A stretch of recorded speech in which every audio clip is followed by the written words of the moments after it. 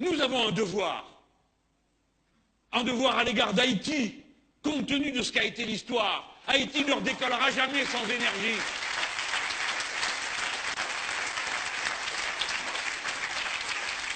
Haïti, à qui on a infligé cette horreur qui a été de faire payer le dédommagement de la fin de l'esclavage jusqu'à 1982.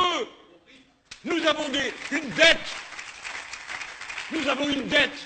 Je dis nous tous, évidemment on n'y était pas, on n'est pas responsable de tout ça, personne ici, mais quand même, la France s'honorerait à montrer qu'elle est capable de venir à la rescousse quand on a besoin d'elle.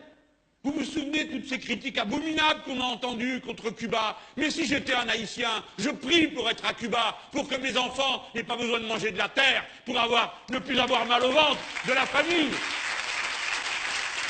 Voilà la vérité.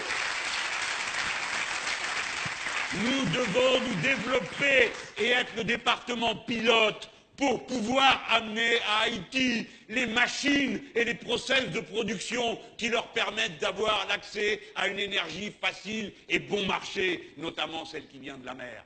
Ce qui veut dire qu'il faut implanter ici au moins un et peut-être 2 lycées maritimes, alors qu'il y en a 0, ce qui est invraisemblable dans un endroit où la mer est tournée. De toute façon, cet argent-là, il n'est pas dur à trouver.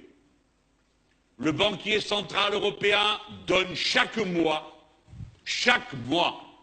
80 milliards d'euros aux banques qui sont en Europe pour qu'elles regarnissent leurs comptes et vous prêtent de l'argent.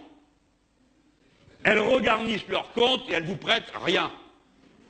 Et quand elles vous prêtent, vous avez intérêt à faire attention. L'autre jour, je suis allé au marché, comme vous le savez, parce que vous avez vu le petit film.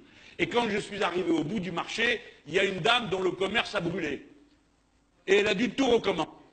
Il y a toute cette charge sur le dos, de sa famille, le reste, enfin, tout ce que vous connaissez de la vie. Eh bien, elle a donc emprunté pour pouvoir se rééquiper. Si elle voulait acheter une voiture, elle emprunte à 2,5.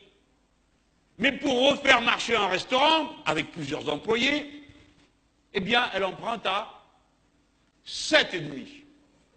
7,5. Voilà, c'est de l'exploitation. La banque qui fait ça, je ne sais pas quel est le type ou la fille qui signe le papier, mais il devrait avoir honte. Il devrait avoir honte de prendre une part pareille sur le travail de braves gens qui se dévouent, alors qu'à eux, le banquier central prête à presque 0. Presque 0 pour eux, 7,5 pour cette femme qui fait vivre toute une famille et qui apporte un service commun.